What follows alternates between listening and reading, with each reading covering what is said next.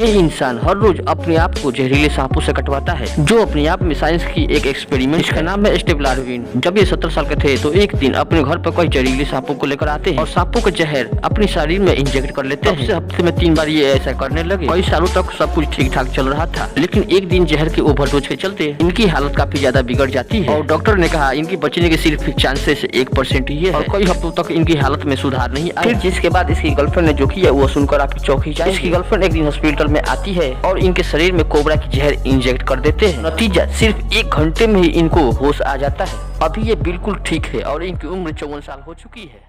तो आप देख सकते हैं कि ये विशाल पक्षी कैसे इस इंसान को गले लगा रहा है। सबसे पहले मैं आपको बता दूं, जिस पक्षी को आप देख रहे हैं इसका नाम है कंडोर और नेचुरली ये बहुत एग्रेसिव होते हैं, खासकर इंसानों के साथ। तो भला ये इतना खास क्यों बन गया? दोस्तों, ये घटना है अर्जेंटीना की। पथरीले इलाकों में एक इंसान को कंडोर मिलता है जिसका पेट कुकर होता है। तो इंसान उसको अपने घर ले जाकर उसकी देखभाल करने लगता है। कुछ हफ्तों के ट्रीटमेंट के बाद वो पूरी तरह से ठीक हो जाता है। वो आदमी फिर से उसको उसकी दुनिया में छोड़ देता है और ठीक 1 महीने बाद वही आदमी अपने घर के बाहर घूम रहा होता है। तभी उसको एक विशाल पक्षी दिखाई देता है और देखते ही देखते ये नीचे उतर आता है। वो आदमी देखते ही इसको तुरंत पहचान लेता है कि ये कोई और नहीं बल्कि वही कंडोर है। वह पक्षी आते ही उसको गले लगा लेता है और सारा दिन उसके साथ गुजारने के बाद और सूरज ढलने लगता है, फिर वह कंडोर उसको जोर से गले लगाता है और फिर वो उससे आसमान की ओर उड़ जाता है। जहाँ इंसान अपने ऊपर किया गया इंसान को मिनटों में भूल जाते हैं, लेकिन वही जानवर पूरी जिंदगी याद रखते हैं।